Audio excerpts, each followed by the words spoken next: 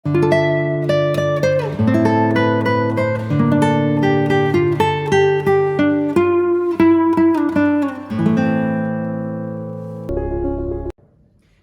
to you all in the name of the Lord Jesus Christ, who is going to return so soon. ಅತಿ ಶೀಘ್ರದಲ್ಲಿ ಬರಲಿಕ್ಕಿರುವ ಕರ್ತನಾದ ಯೇಸು ಕ್ರಿಸ್ತನ ನಾಮದಲ್ಲಿ ನಿಮ್ಮ ಎಲ್ಲರಿಗೂ శుభాశయಗಳು. అతి త్వరలో రాబోచున్న దేవుడైన యేసుక్రీస్తు నామములో మీ అందరికీ కూడా శుభాశీస్సులు తెలియజేసుకుంటున్నాం. Welcome to Sharon Bethel Voice episode 21B.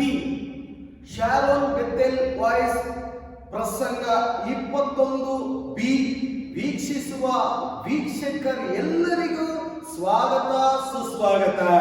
Sharon Bethel voice ప్రసంగం చూస్తున్న 20B సెక్షన్ చూస్తున్న మీ అందరికీ కూడా స్వాగతం సుస్వాగతం. The title of our today's message is Wise Man and Foolish Man. ಇಂದು ನಿಮ್ಮ ಬಳಿಯಲ್ಲಿ ರವಾನಿಸಲಿಕ್ಕಿರುವ ಸಂದೇಶದ ಶಿರೋನಾಮ ಬುದ್ಧಿವಂತ ಮತ್ತು ಬುದ್ಧಿಹೀನ. ఈ రోజు మీతో పంచుకోబోతున్న యొక్క దేవుని వాక్య సారాంశం ఏంటంటే బుద్ధిమంతుడు మరియు బుద్ధిహీనత కలిగిన మనుషుడు. Based on that, we would like to read Matthew chapter 7 verse 24. ಈ ಶಿರೋನಾಮದ ಆಧಾರದಲ್ಲಿ ನಿಮ್ಮ ಬಳಿಯಲ್ಲಿ ಒಂದು ವಾಕ್ಯವನ್ನು ಓದಲಿಕ್ಕಿದ್ದೇವೆ. ಮತ್ತಾಯನ ಬರೆದ ಸುವಾರ್ತೆ 7ನೇ ಅಧ್ಯಾಯ 24ನೇ ವಾಕ್ಯ. ఈ వాక్య సారాంశంగా మీతో పంచుకోబోతున్న దేవుని యొక్క వాక్యము మత్తయి రాసిన సువార్త 7వ అధ్యాయము 24వ వచనము. Everyone then who hears these words of mine and does them will be like a wise man who built his house on the rock. ಆದುದರಿಂದ ಈ ನನ್ನ ಮಾತುಗಳನ್ನು ಕೇಳಿ ಅವುಗಳಂತೆ ನಡೆಯುವವನು ಬಂಡೆಯ ಮೇಲೆ ಮನೆಯನ್ನು ಕಟ್ಟಿಕೊಂಡ ಬುದ್ಧಿಯುಳ್ಳ ಮನುಷ್ಯನು. కాబట్టి నా మాటలు విని వాటికి చొప్పున చేయి ప్రతివాడు బండ మీద తన ఇల్లు కట్టుకున్న బుద్ధిమంతుని పోలి ఉండెను. This is the base given by the Lord Jesus about the definition of wise man.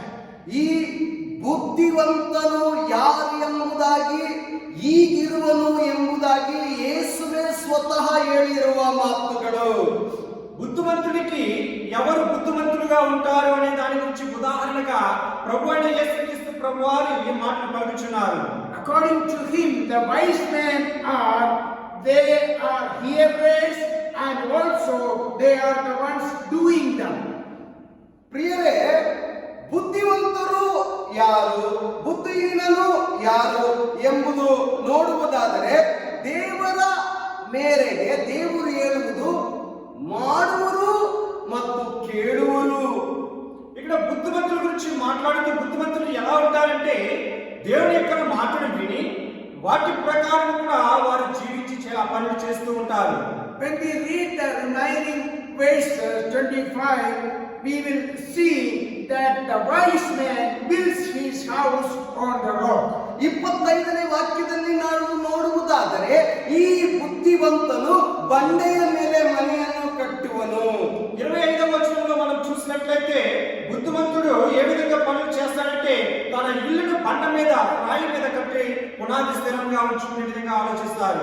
Rain fell, floods came, winds blew and beat on that house, because it was founded on the rock. Nothing happened to that building. ಕರ್ತನಲ್ಲಿ ಪ್ರಿಯರೇ, ಈ ಬಂಡೆಯ ಮೇಲೆ ಮನೆ ಕಟ್ಟಿರುವವನು ಬುದ್ಧಿವಂತನು. ಆ ಮನೆಯ ಮೇಲೆ ಮಳೆ ಸುರಿಯಿತು, ಗಾಳಿ ಬೀಸಿತು. ಅದು ಮಾತ್ರವಲ್ಲ, ಎಲ್ಲಾ ಕಡೆಯಿಂದ ಗಾಳಿ ಬೀಸಿದರೂ ಆ ಮನೆ ಬೀಳಲಿಲ್ಲ. ಯಾಕಂತಂದ್ರೆ ಬಂಡೆಯ ಮೇಲೆ ದೃಢವಾಗಿ ಕಟ್ಟಿರುವ ಮನೆಯಾಗಿತ್ತು. ఎప్పుడైతే బుద్ధిమంతుడు తన ఇల్లుని బండ మీద కడతాడో అటువంటి సమయంలో వాన వచ్చినా సరే, వరదలు వచ్చినప్పుడు కూడా గాలి విసిరి ఆ ఇంటి మీద కొట్టినప్పుడు కానీ దాని పునాది కదిలింపబడదు. ఎందుకంటే అది బండ మీద వేయబడి ఉన్నది కనుక. But what about the foolish man? They hear the word of God but do not do according to what they hear. ಕರ್ತನಲ್ಲಿ ಪ್ರಿಯರೇ, ನಾವು ಬುದ್ಧಿವಂತನ ಕುರಿತು ನೋಡಿದ್ದೇವೆ. ಬುದ್ಧಿಹೀನನ ಕುರಿತು ನಾವು ನೋಡುವುದಾದರೆ, ಬುದ್ಧಿಹೀನನು ಎಲ್ಲವನ್ನು ಕೇಳಿಕೊಳ್ಳುತ್ತಾನೆ. ಕೇಳಿಕೊಳ್ಳುವುದು ಮಾತ್ರವಲ್ಲ, ಅವನೇನಾಗುತ್ತಾನೆ, ಜಾರಿ ಬಿಡುತ್ತಾನೆ. సో ప్రియులారా, మనం ఇప్పటి వరకు కూడా బుద్ధిమంతుడి గురించి మనం విన్నాము. కానీ బుద్ధిహీనుడు ఎలా ఉంటాడంటే వారు శ్రద్ధగా దేవుని వాక్యము దేవుని మాటలు వింటారు, కానీ వాటి ప్రకారం వారు జీవించరు. He is compared to a person who builds his house on the sand. ಆ ಬುದ್ಧಿಹೀನನನ್ನು ಯಾರಿಗೆ ಹೋಲಿಸುತ್ತಾರೆ ಎಂಬುದಾಗಿ ನಾವು ನೋಡುವುದಾದರೆ ಉಸುಬಿನ ಮೇಲೆ ಮನೆಯನ್ನು ಕಟ್ಟಿರುವವನಿಗೆ ಹೋಲಿಸುವುದು. బుద్ధిహీనులు ఏ విధంగా ఉంటారనే దానికి దేవుడు చెప్తున్న మాట ఏంటంటే వారు ఇసుక మీద తన ఇల్లుని కట్టుకునే వారిగా ఉంటారని. Because when the rain fell, when the floods came, when the winds blew and beat against that house, it fell and great was the fallout. ಪ್ರಿಯರೇ, ಉಸುಬಿನ ಮೇಲೆ ಮನೆ ಕಟ್ಟಿರುವ ಈ ಬುದ್ಧಿಹೀನನ ಮನುಷ್ಯನನ್ನು ಆ ಮನೆಯ ಮೇಲೆ ಕಟ್ಟಿದ ಮನೆಯ ಮೇಲೆ ಮಳೆ ಸುರಿಯಿತು, ಅಲೆಗಳು ಬಂದವು, 4 ಕಡೆಯಿಂದ ಗಾಳಿ ಬೀಸಿ ಆ ಮನೆಗೆ ಹೋದಾಯಿತು. ಅದು ಮಾತ್ರವಲ್ಲ, ಆಗ ಅದು ಗುಡಮನೆ ಕಾದುಕೊಂಡು ಬಿತ್ತು. ఎప్పుడైతే బుద్ధిహీనుడు తన ఇల్లుని ఇసుక మీద కట్టుకుంటాడో అటువంటి సమయంలో వాన కురిస్తే వరదలు వచ్చెను, గాలి విసిరి ఆ ఇంటి మీద కొట్టెను, అప్పుడది కూలబడెను. What are the rains and winds and floods in relation to human being? ಪ್ರಿಯರೇ, ಮಳೆ ಸುರಿಯುವುದು, ಗಾಳಿ ಬೀಸುವುದು, ಪ್ರವಾಹ ಬರುವುದೆಂದರೆ ಮನುಷ್ಯನ ಜೀವಿತದಲ್ಲಿ ಅದನ್ನು ಹೇಗೆ ನಾವು ಅನ್ವಯಿಸಿಕೊಳ್ಳಬಹುದು? ప్రియులారా, ఇక్కడ మనం చూస్తున్నాము వాన కురిసింది, వరదలు వచ్చాయి, గాలి విసిరి కొట్టబడింది అని చూస్తున్నాము కదా. ఇవి మన జీవితాల్లో ఏ విధంగా దాన్ని అనుభవించి ఏ విధంగా మనం తీసుకోవాలి?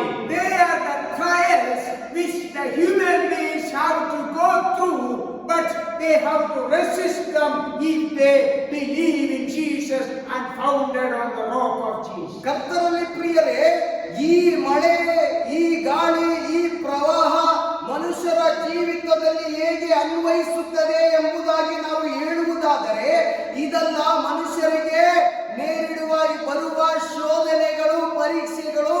ಈ ಪರೀಕ್ಷೆಯನ್ನು ಕರ್ತನ ನಾಮದಲ್ಲಿ ಕರ್ತರ ಮಕ್ಕಳಾಗಿದ್ದರೆ ನಾವು ಜಯಿಸಬಲ್ಲರು. ప్రియులారా, ఇక్కడ మనం చూస్తున్న ఈ వరదలు, గాలి, ఈ వాన కురవడం ఇవన్నీ కూడా మనిషి యొక్క జీవితంలో వచ్చే కష్టాలు, అనేక ఇబ్బందులు, అనేక ప్రశ్నలు, ఇవన్నీ కూడా వీటిని ఎదిరించాలంటే, వీటి నుండి మనం జయము పొందాలంటే కర్తడైన దేవుని యేసుక్రీస్తు నామములో మనం ఉన్నట్లయితే మనం బండ మీద కట్టుకున్న ఇల్లులాగా మనం ఎప్పుడైతే దేవుడి మీద ఆధారపడి ఉంటామో మనం అలా స్థిరంగా ఉంటాము. ఎటువంటి ప్రమాదం, ఎటువంటి ఆపద వచ్చినా సరే మనం దేనికి కొట్టుకుపోకుండా స్థిరముగా బలముగా ఉంటాము. I would like to take the example of Abraham in place of the wise man. ಕರ್ತರಲ್ಲಿ ಪ್ರಿಯರೇ, ನಾವು ಶಿರೋನಾಮವಾಗಿ ಬುದ್ಧಿವಂತ ಮತ್ತು ಬುದ್ಧಿಹೀನ ಎಂಬುದಾಗಿ ನಾವು ದೇವರ ಸಂದೇಶವನ್ನು ಈ ದಿನ ಸಾರುತ್ತಿದ್ದೆವು. ಆದರೆ ಈ ಬುದ್ಧಿವಂತನ ಪರವಾಗಿ ನಾವು ಒಂದು ವ್ಯಕ್ತಿಯನ್ನು ನಿಮಗೆ ಪರಿಚಯ ಮಾಡಲಿಕ್ಕಿದ್ದೇವೆ. ಆ ವ್ಯಕ್ತಿಯ ಹೆಸರೇ ಅಬ್ರಹಾಮ. సో ప్రియులారా, ఈ రోజు వాక్యంలో బుద్ధిహీనుడు మరియు బుద్ధిమంతుల గురించి మనం మాట్లాడుకుంటున్నాము. సో ఇప్పుడు బుద్ధిమంతుల గురించి మీతో మాట్లాడుకుంటూ అబ్రహామును ఉదాహరణగా తీసుకుని మీతో వాక్యం పంచుకోవాలని ఆశిస్తున్నాను. When we read Genesis chapter 12 verses 1 through 4, we can see what all things he had done in relation to the word he received from God. ಕರ್ತರಲ್ಲಿ ಪ್ರಿಯರೇ, ಆದಿಕಾಂಡ 12ನೇ ಅಧ್ಯಾಯ 1ರಿಂದ 4ನೇ ವಾಕ್ಯವರೆಗೂ ನಾವು ಓದುವುದಾದರೆ, ದೇವರ ವಾಕ್ಯಕ್ಕೆ, ದೇವರ ಮಾತಿಗೆ ವಿಧೇಯನಾಗಿ ಅಬ್ರಹಾಮನು ಏನೆಲ್ಲ ಮಾಡಿದ್ದಾನೆ ಎಂಬುದಾಗಿ ನಾವು ಅದರಲ್ಲಿ ಓದಬಹುದು, ನೋಡಬಹುದು. ప్రియులారా, ఆదికాండము 12వ అధ్యాయము 1వ వచనం నుంచి 4వ వచనాన్ని మనం చూసినట్లయితే అబ్రహాము భక్తుడు దేవుని మాటకు విధేయుడై ఈ లోకానికి చేసిన పని ఏమిటి, ఆయన దేవుడి నుంచి ఏ విధంగా ఆశీర్వాదాలు పొందుకున్నారనే దాని గురించి మనం పూర్తిగా అబ్రహాము గురించి తెలుసుకోవచ్చు. Verse 1 we read, he was told by God, go, he went. ಪ್ರಿಯರೇ, 12ನೇ ಅಧ್ಯಾಯ 1ನೇ ವಾಕ್ಯದಲ್ಲಿ ನಾವು ನೋಡಬಹುದು, ಹೀಗೆ ಬರೆಯಲ್ಪಟ್ಟಿದೆ, ತಂದೆ ಮನೆಯನ್ನು ಬಿಟ್ಟು ನಾನು ತೋರಿಸುವ ದೇಶಕ್ಕೆ ಹೊರಟು ಹೋಗು. So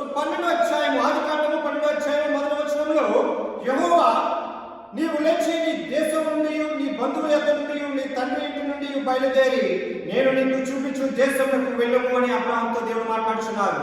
Abraham obeyed God 100% in faith because he was not told where was he go to.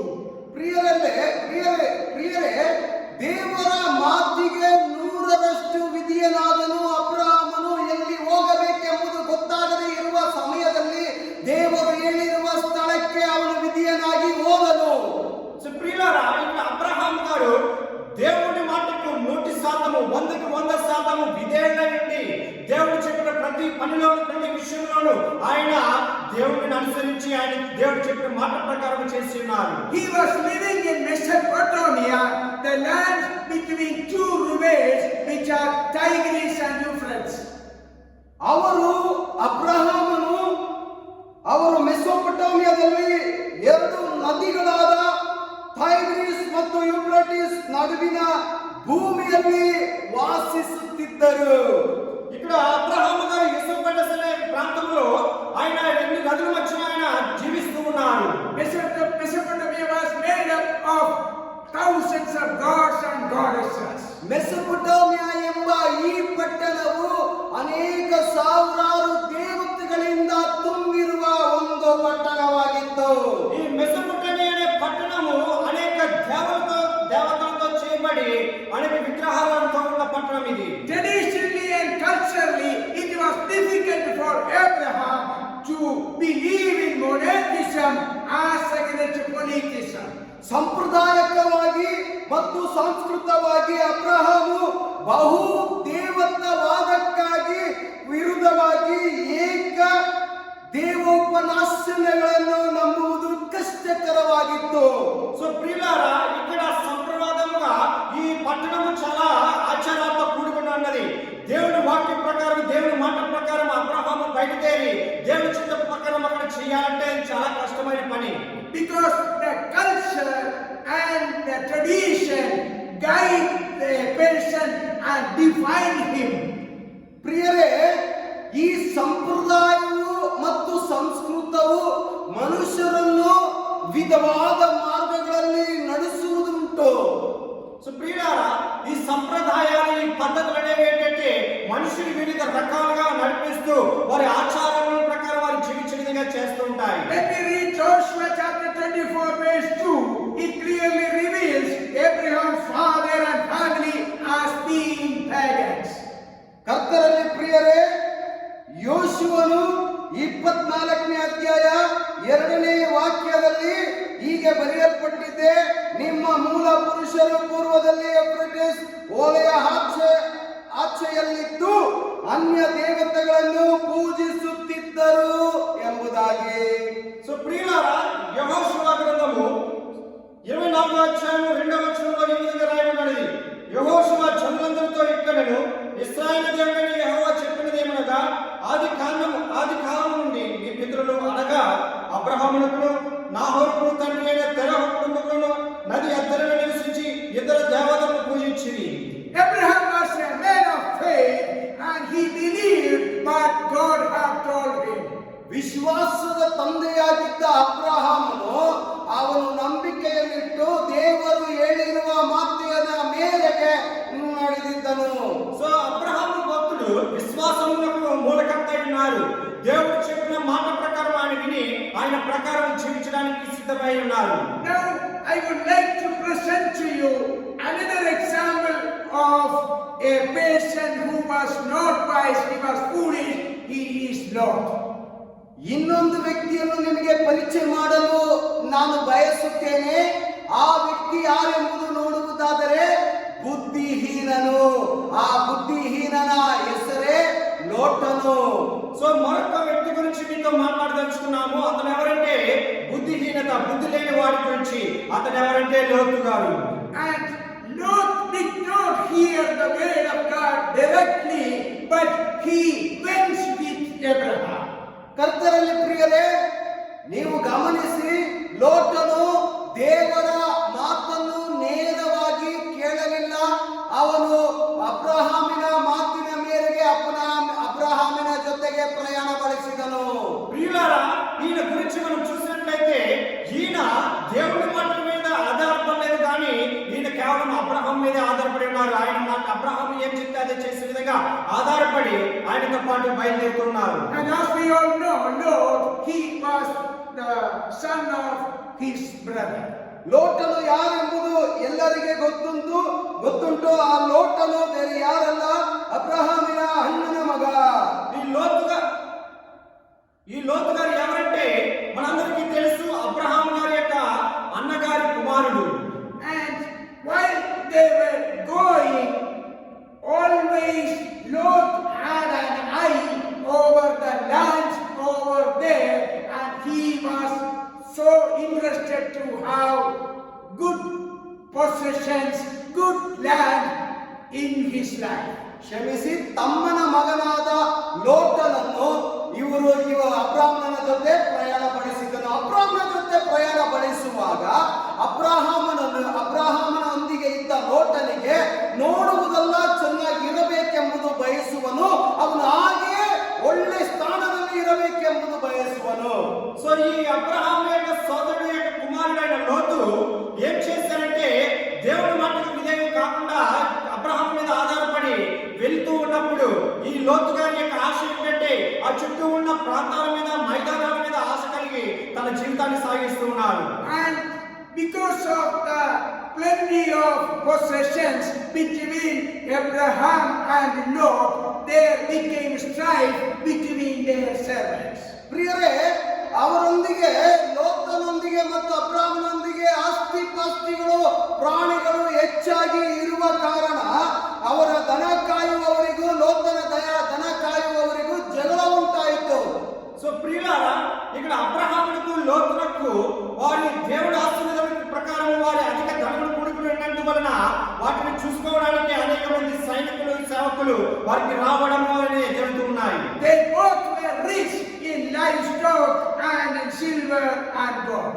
ಅದು ಮಾತ್ರವಲ್ಲ, ಅವರಿಬ್ಬರು ಶ್ರೀಮಂತರಾಗಿ ಐಶ್ವರ್ಯವಂತರಾಗಿದ್ದರು. ಅವರಿಗೆ ಪಶುಗಳು, ಬೆಳ್ಳಿ, ಬಂಗಾರವು ಅನೇಕ ಇದ್ದಿದ್ದ ಕಾರಣ ಇವರ ಮಧ್ಯದಲ್ಲಿ ಒಂದು ಜಗಳ ಉಂಟಾಗಿರಬಹುದು. సో వీరి మధ్యన వీరిద్దరికి కూడా అనేకమంత బంగారము, వెండి, ఈ విధంగా రాగి సంబంధించిన ధనము దొరకడం వలన వీరిద్దరి మధ్య జగడము పుట్టవచ్చును. When we look into their life, in the beginning there was no strife. They were walking peacefully, but the possessions made a cause between them for disturbing their peaceful life. ಪ್ರಿಯರೇ, ಇಬ್ಬರ ಮಧ್ಯದಲ್ಲಿ ಪ್ರಾರಂಭದಲ್ಲಿ ಯಾವುದೇ ಜಗಳ ಇರಲಿಲ್ಲ. ಆದರೆ ಸ್ಥಾನಮಾನಗಳು, ಆಸ್ತಿಗಳು ಹೆಚ್ಚಾದಾಗ ಇವರ ಸಮಾಧಾನದಲ್ಲಿ ಕೊರತೆ ಉಂಟಾಯಿತು, ಜಗಳಗಳು ಹುಟ್ಟಿತು.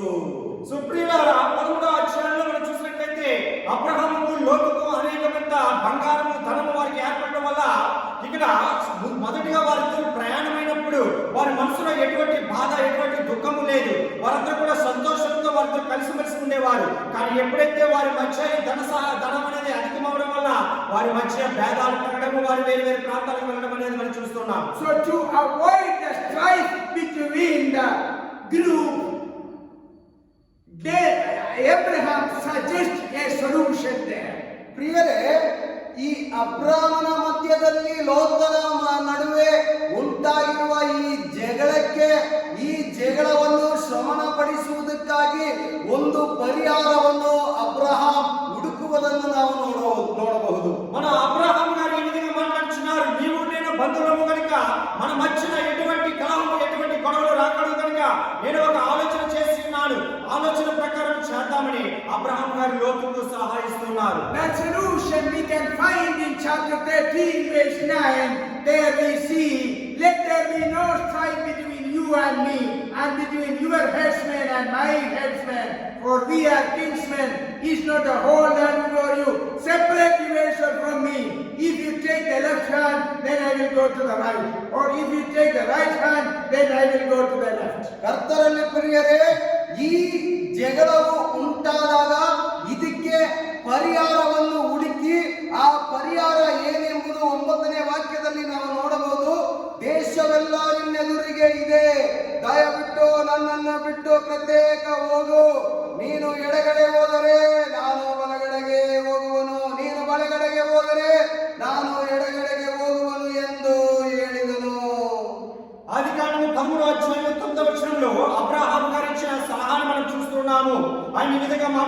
ఉన్నారు. ఈ దేశమంతయు నీ ఎదుటనున్నది కదా, దయచేసి నన్ను విడిచి వేరుగా ఉండము.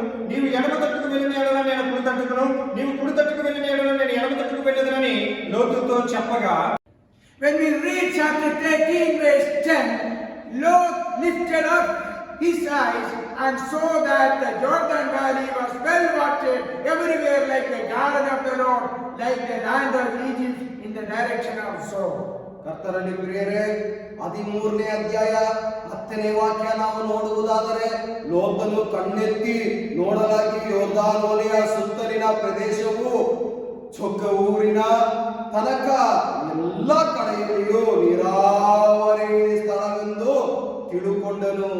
సో ప్రియులారా, ఆది కాండం 13వ అధ్యాయం 10వ వచనంలో మనం చూసినట్లయితే లోతు గారి విధంగా సమాధి చూస్తూ ఉన్నారు. లోతు తన కన్నులెత్తి యోర్దాను ప్రాంతమంతటిని చూచెను. యెహోవా సొదొమ గొమొరాను పట్టణములను నాశనం చేయక సోయారుకు వచ్చే వరకు అదంతే యెహోవా తోటవలన ఐగుప్తు దేశం వలె నీరుపారు దేశమై ఉండెను.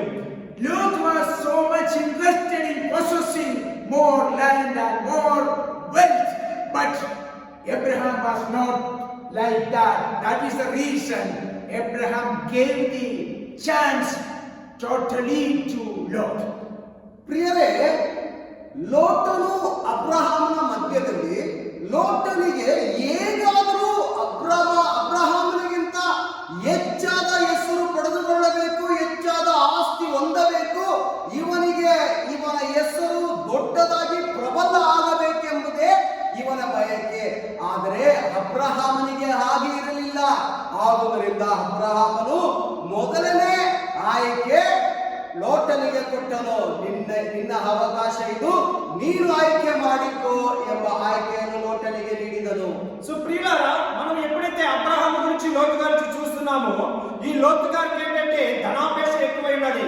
తను ఈ భూమి మీద అనేక ఆస్తులను సంపాదించుకుని, అనేక గొప్ప పేరును సంపాదించుకుని, నేను ధనమును సమకూర్చుకోవాలని ఒక ఆశతో కూడి ఉన్నాడు.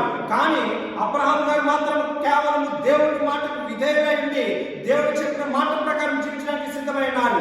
అందుకే ఇక్కడ అబ్రహాము గారు ఏం చేస్తున్నారంటే, మొదటిగా నీవే తీర్మానం తీసుకుని ఎక్కడికి వెళ్ళాలో తీర్మానం తీసుకోమని ఇక్కడ లోతు గారికి అవకాశం ఇస్తున్నారు. When Lot chose the Jordan Valley, Abraham did not object to. He could have objected because he is in the place of father, but he left it to Lot. ಲೋಟನು ಯೋರ್ದಾನ್ ವಲಯನ್ನು ಆಯ್ಕೆ ಮಾಡಿದಾಗ ಅಬ್ರಹಾಮನು ಏನು ಹೇಳಲಿಲ್ಲ.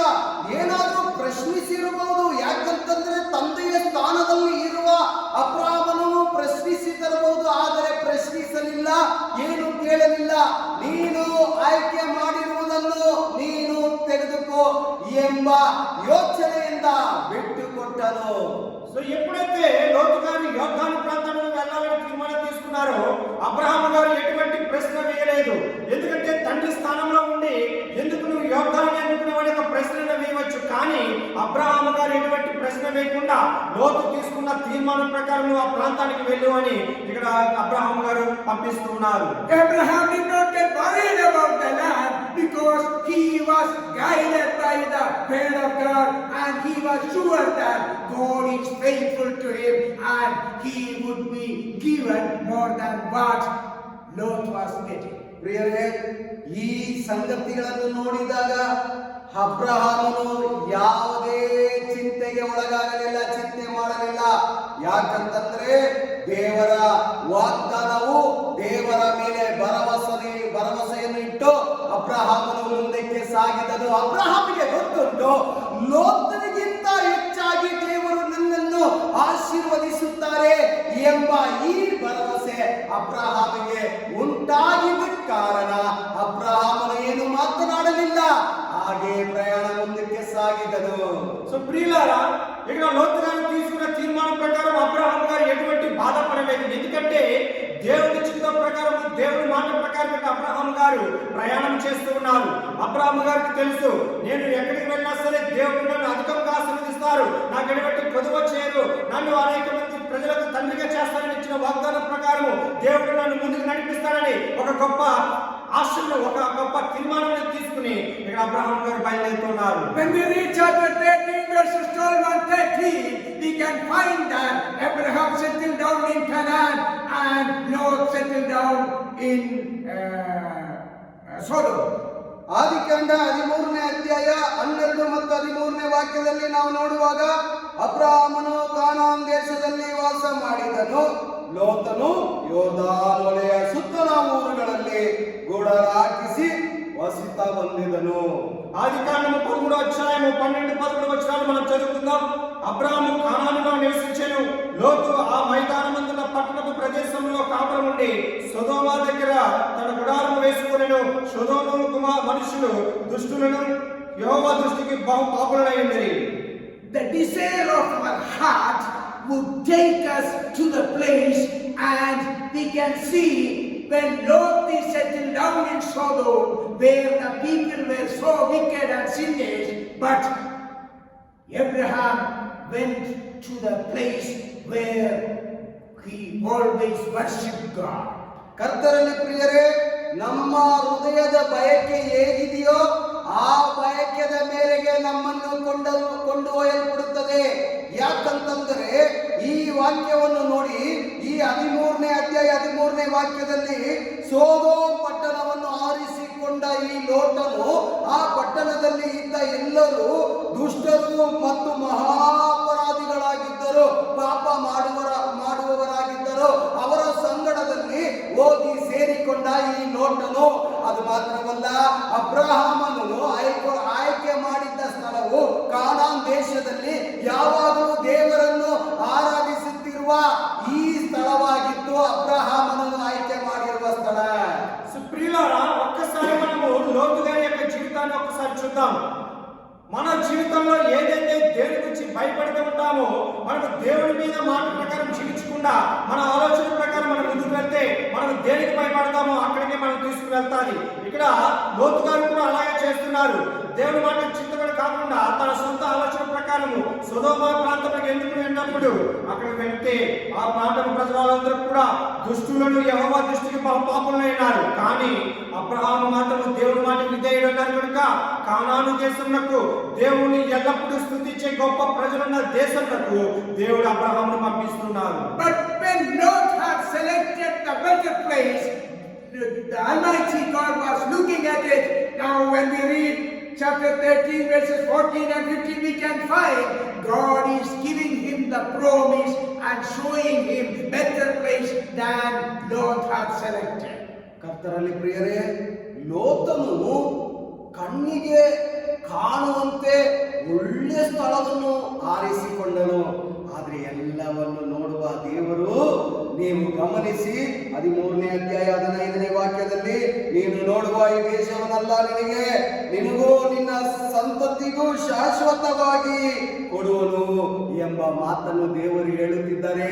ಆ ಸ್ಥಳವು ದೇವರ ಕಡೆಯಿಂದ ನೀಡಿರುವ ಸ್ಥಳವು, ಆಶೀರ್ವಾದ ಉಂಟಾದ ಸ್ಥಳವು ಅಬ್ರಹಾಮನಿಗೆ. ప్రియులారా, ఆదికాండము 13వ అధ్యాయము 14-17 వచనాలు మనం చూసినట్లయితే, ఎప్పుడైతే లోతు తన పట్టణం నుండి వెళ్ళిపోతూ ఇక్కడ అబ్రహామును విడిచి వెళ్ళిన తర్వాత దేవుడు అబ్రహాముతో మాట్లాడుచు, నీవు కన్నులెత్తి చూస్తున్న ఈ పట్టణమును నిన్ను దీవించి బహుగా దీవించి నిన్ను గొప్ప ద్రాక్ష పట్టణానికి చేస్తానని దేవుడు ఇచ్చిన వాగ్దానమును ఇక్కడ మనం చూస్తున్నాము. దేవుడి మీద ఆధారపడి ఉంటే దేవుడు ఊహించిన దానికంటే అధికంగా నిన్ను ఆశీర్వదిస్తారు. Abraham was in constant relation with God. That is the reason he used to get the word of God from time to time. And also we read the verse 18, we find he made an altar to the Lord in Hebron. ಕರ್ತರಲ್ಲಿ ಪ್ರಿಯರೇ, ಅಬ್ರಹಾಮನು ದೇವರಲ್ಲಿ ನಿರಂತರ ಸಂಪರ್ಕದಲ್ಲಿ ಇದ್ದಿದ್ದ ಕಾರಣ ಅಬ್ರಹಾಮನನ್ನು ದೇವರು ಆಶೀರ್ವದಿಸುತ್ತಾ ಬರುತ್ತಿದ್ದರು. 18ನೇ ವಾಕ್ಯದಲ್ಲಿ ನಾವು ನೋಡುವಾಗ, ಅಬ್ರಹಾಮಿಗೆ ದೇವರ ಶಬ್ದವನ್ನು ಕೇಳಿದ ನಂತರ ಅಬ್ರಹಾಮನು ಹೀಗೆ ಅವನು ತೋಪಿಗೆ ಬಂದು ಅಲ್ಲೇ ವಾಸ ಮಾಡಿಕೊಂಡು ಯೆಹೋವನಿಗೆ ಯಜ್ಞವೇದಿಯನ್ನು ಕಟ್ಟಿಸಿದನು. ప్రియులారా, అబ్రహాము గారు పూర్తిగా దేవుని మీద ఆధారపడి ఉన్నారు కనుక ఆయన ఎక్కడికి వెళ్ళినా సరే దేవుని వారిని ఆశీర్వదించి సరైన మార్గాన్ని ఆయన చూపిస్తూ ఉన్నారు. మనకు 19వ వచనంలో చూసినట్లయితే అబ్రహాము గారు హెబ్రోనులోని మమ్రే దగ్గర ఉన్న సింధూర వృక్ష వనములో దిగి అక్కడ యెహోవాకు బలిపీఠము కట్టెను. We are discussing about a wise man and a foolish man.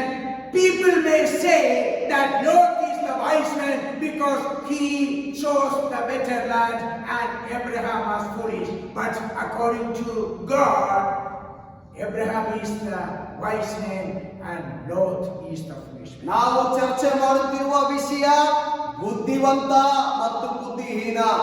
ಎಲ್ಲರೂ ಈ ಭೂಲೋಕದಲ್ಲಿ ಇರುವ ಮನುಷ್ಯರು ಲೋತನ್ನು ಆರಿಸಿಕೊಂಡ ಆಯ್ಕೆ ಮಾಡಿರುವ ಸ್ಥಳವನ್ನು, ನೀರಾವರಿ ಸ್ಥಳವನ್ನು ನೋಡಿದಾಗ ಲೋತನು ಬುದ್ಧಿವಂತನು, ಅಬ್ರಹಾಮನು ಬುದ್ಧಿಹೀನನು ಎಂಬ ಮಾತನ್ನು ಹೇಳಬಹುದು. ಅಲ್ಲ ಪ್ರಿಯರೇ, ಕರ್ತರಲ್ಲಿ ಪ್ರಿಯರೇ, ಅಬ್ರಹಾಮನನ್ನು ಕಂಡಾಗ ದೇವರು ಹೇಳುತ್ತಾರೆ ಬುದ್ಧಿವಂತನು, ಲೋತನನ್ನು ಕಂಡಾಗ ದೇವರು ಹೇಳುತ್ತಾರೆ ಬುದ್ಧಿಹೀನನು ಎಂಬುದಾಗಿ. సుప్రీంలో కూడా మనం చదువుకున్న వాక్యం ఎవరి గురించి అంటే బుద్ధిమంతుడు మరియు బుద్ధిహీనుల గురించి.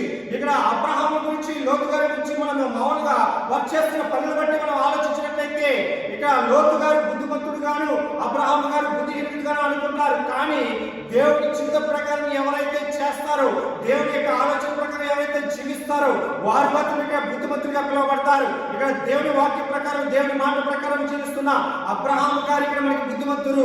అదే విధంగా తన లోక ఆశ ప్రకారం వెళ్తున్న లోతు గారు బుద్ధిహీనుడిగా మనం భావించాలి. When we read chapter 14, we can find that Lot landed in trouble. ಕರ್ತರಲ್ಲಿ ಪ್ರಿಯರೇ, 14ನೇ ಅಧ್ಯಾಯದಲ್ಲಿ ನಾವು ಬರುವಾಗ 14ನೇ ಅಧ್ಯಾಯ ಆದಿಕಾಂಡದಲ್ಲಿ ಈ ಲೋತನು ದೊಡ್ಡ ಸಮಸ್ಯೆಯಲ್ಲಿ ಸಿಲುಕಿಕೊಂಡನು. సో ఆదికాండం 14వ అధ్యాయంలో మనం చూస్తూ ఉన్నట్లయితే మనము ఈ లోతు గారు సమస్యల్లో ఇరుక్కుపోవడం, కూరుకుపోవడం అనేది మనం చూస్తూ ఉన్నాము. There was a battle between 4 kings and 5 kings, and Lot was taken as captive along with his woman and the possessions. ಕರ್ತರಲ್ಲಿ ಪ್ರಿಯರೇ, ಆ ಸಮಯದಲ್ಲಿ ಹೀಗೆ ನೋಡುತ್ತೇವೆ, ಹೀಗೆ 4 ಮಂದಿ ರಾಜರು 5 ಮಂದಿ ರಾಜರನ್ನು ಎದುರಿಸುವುದಕ್ಕಾಗಿ ಯುದ್ಧ ನಡೆಯಿತು. ಆ ಯುದ್ಧ ನಡೆಯುವ ಸಮಯದಲ್ಲಿ ಲೋತನು ಮತ್ತು ಅವರ ಜೊತೆಯಲ್ಲಿರುವ ಎಲ್ಲರನ್ನು ಅವರು ಆ ಕಡೆಯವರು ಕರ್ಕೊಂಡು ಹೋಗಿದರು, ಅವರ ಕಡೆಯಲ್ಲಿ ಇಟ್ಟುಕೊಂಡರು. సో ప్రియులారా, 14వ అధ్యాయంలో చూసినట్లయితే 4 రాజులతో యుద్ధాలు, 5 రాజులతో యుద్ధాలు జరుగుతున్నప్పుడు లోతు గారు తన యొక్క ప్రజలతో కూడా వెళ్ళి వారిని బంధించి వారితో యుద్ధం చేయడము, ఆయన సమస్యలో ఇరుక్కుపోవడం అనేది మనం చూస్తున్నాం. But Abraham hears that and he comes and rescue Lot. ಪ್ರಿಯರೇ, ಅಬ್ರಹಾಮನ ಕಿವಿಗೆ ಈ ಮಾತು ಬಿದ್ದು ಇವರನ್ನು ಹಿಡಿದುಕೊಂಡು ಹೋಗಿದ್ದಾರೆ ಎಂಬ ಮಾತು, ಈ ಮಾತನ್ನು ಕೇಳಿದಾಗ ಅಬ್ರಹಾಮನು ಸುಮ್ಮನೆ ಇರಲಿಲ್ಲ. ತಕ್ಷಣವೇ ಬಂದು ಅವರನ್ನು ಅವರ ಕೈಯಿನಿಂದ ಬಿಡಿಸಿದನು. సో ప్రియులారా, 14వ వచనం మనం చూసినట్లయితే అక్కడ అబ్రహాము గారు ఎప్పుడైతే తన కుమారుడు ఇలాగ రాజుల చేత బంధిపై సమస్యలతో ఇరికిపోయి ఉన్నారని తెలిసిన వెంటనే తండ్రి అయిన అబ్రహాము ఏం చేశారంటే తన చుట్టూ ఉన్న ప్రజలను తీసుకుని వెళ్ళి అక్కడ లోతును విడిపిస్తూ ఉన్నారు. 14:16 we find that Abraham brought back all the goods, his brother Lot, his goods as well as the woman and the people. ಕರ್ತರಲ್ಲಿ ಪ್ರಿಯರೇ, ಆದಿಕಾಂಡ 14ನೇ ಅಧ್ಯಾಯ 14ನೇ ವಾಕ್ಯ ಹೀಗೆ ಹೇಳುತ್ತದೆ, ಗಮನಿಸಿ, ರಾಜರು ಅಪಹರಿಸಿದ ಎಲ್ಲ ವಸ್ತುಗಳನ್ನು ಅವನು ತೆಗೆದುಕೊಂಡನು, ತನ್ನ ತಮ್ಮನ ಮಗನಾದ ಲೋತನನ್ನು ಅವನ ಆಸ್ತಿಯನ್ನು ಬಿಡಿಸಿ ಕೊಂಡದಲ್ಲದೆ ಸೆರೆಯಲ್ಲಿದ್ದ ಸ್ತ್ರೀಯರನ್ನು ಮಿಕ್ಕಿದವರನ್ನು ತೆಗೆದುಕೊಂಡು ಬಂದನು. ప్రియులారా, ఆదికాండం 14వ అధ్యాయం 16వ వచనంలో ఇక్కడ అబ్రహాము గారు లోతును విడిపించి మరలా తన ఆస్తిని కూడా తనకి తిరిగి తెచ్చి ఉన్నారు.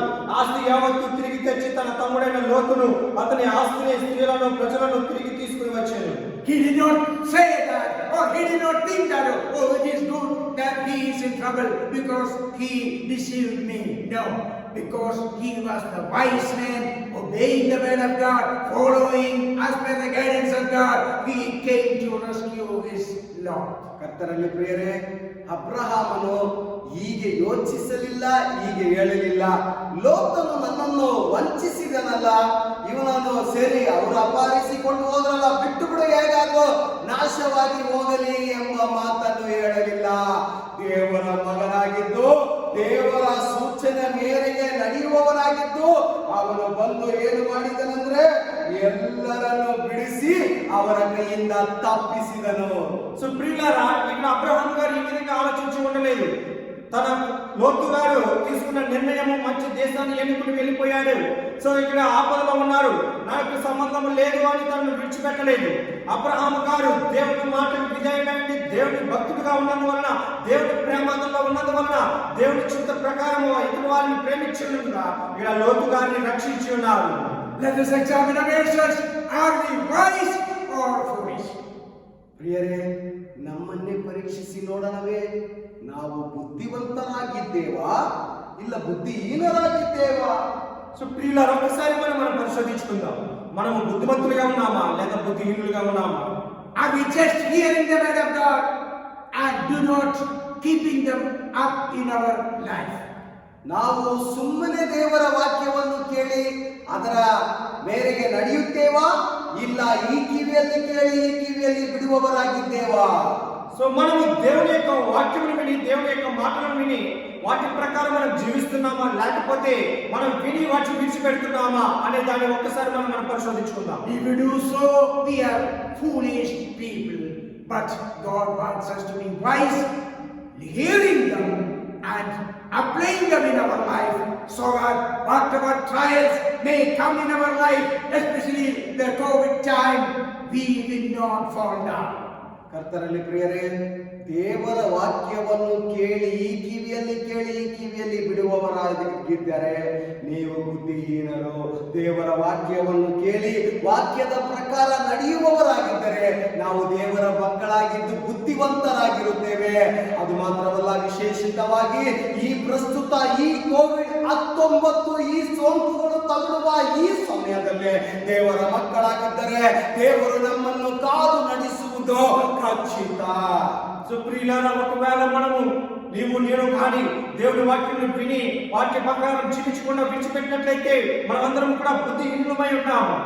దేవునికి మనమందరం కూడా బుద్ధిమంతులుగా ఉండాలనే ఆశ. ఆయన యొక్క పిల్లలమైన మనము బుద్ధిమంతులుగా ఉండి ఆయన చెప్పిన మార్గంలో మనం నడవాలని దేవుని ఆశ కలిగి ఉన్నారు. మన చుట్టూ ఏ సమస్యలు ఉన్నా సరే ఆ సమస్యల నుంచి కూడా మనం ఎదిరించాలంటే మనము దేవుని యొక్క మాటను శ్రద్ధగా విని వాటి ప్రకారం మనం జీవించాలి. ప్రస్తుతం ఈ కోవిడ్-19 యొక్క భయంకరమైన పరిస్థితుల్లో అంతా మన చుట్టూ చూస్తున్నట్లయితే ఎంతో భయంకరమైన పరిస్థితుల్లో మనం ఉన్నాము. దయచేసి దేవుని యొక్క మాటను శ్రద్ధగా విని ఆ వాక్యం ప్రకారం మనం జీవించినట్లయితే దేవుడు మనందరినీ కూడా రక్షిస్తారు. Proverbs chapter 10 verse 8 we read, the wise in heart will receive commandments, but a prating fool shall fail. ಜ್ಞಾನೋಕ್ತಿಗಳು 10ನೇ ಅಧ್ಯಾಯ 8ನೇ ವಾಕ್ಯ. ಜ್ಞಾನ ಹೃದಯನು ಆಜ್ಞೆಗಳನ್ನು ವಹಿಸುವನು, ಹರಟೆಯ ಮೂರ್ಖನು ಕೆಡವಲ್ಪಡುವನು. సామెతలు 10వ అధ్యాయం 8వ వచనంలో ఈ విధంగా దేవుడు మనతో మాట్లాడుతున్నారు.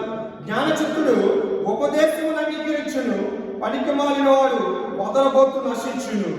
So let us live our life as a wise man, hearing the word of God and applying them in our life, so that we can withstand any trials in our life.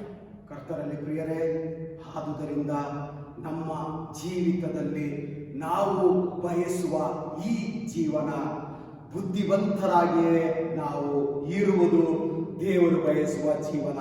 ಯಾವುದೇ ಶೋಧನೆಯಾಗಲಿ, ಯಾವುದೇ ಪರೀಕ್ಷೆಯಾಗಲಿ ನಾವು ಗೆಲ್ಲಬೇಕಾಗಿದ್ದರೆ ನಾವು ಇರಬೇಕು, ಬುದ್ಧಿಹೀನರಾಗಲ್ಲ. ದೇವರು ಬಯಸುವುದು ನಾವು ಬುದ್ಧಿವಂತರಾಗಿರಬೇಕೆಂಬುದೇ. ಅದೇ ಕಾರಣ ನಾವು ದೇವರ ಮಕ್ಕಳಾಗಿಯೂ ಬುದ್ಧಿವಂತರಾಗಿಯೂ ಇರೋಣ. సుప్రియులారా, ఈ భూమి మీద ఉన్నంత కాలం కూడా మనందరం కూడా బుద్ధిమంతులుగా ఉండాలి.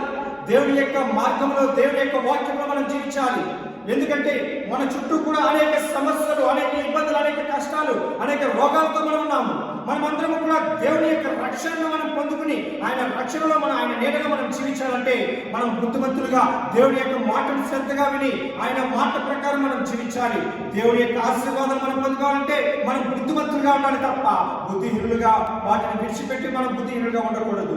God may bless us with this verse. ಈ ವಾಕ್ಯದ ಮುಖೇನ ದೇವರು ಎಲ್ಲರನ್ನು ಧಾರಾಳವಾಗಿ ಆಶೀರ್ವದಿಸಲಿ. ఈ వాక్యం ప్రకారం దేవుడు వాళ్ళందరినీ కూడా అధికంగా ఆశీర్వదించును గాక. Jesus is coming soon. ಅತಿ ಶೀಘ್ರದಲ್ಲಿ ಕರ್ತನಾದ ಯೇಸು ಕ್ರಿಸ್ತು ಬರಲಿಕ್ಕಿದ್ದಾರೆ. అతి తొందరలో ప్రభువైన యేసుక్రీస్తు ప్రభువు రావచ్చు.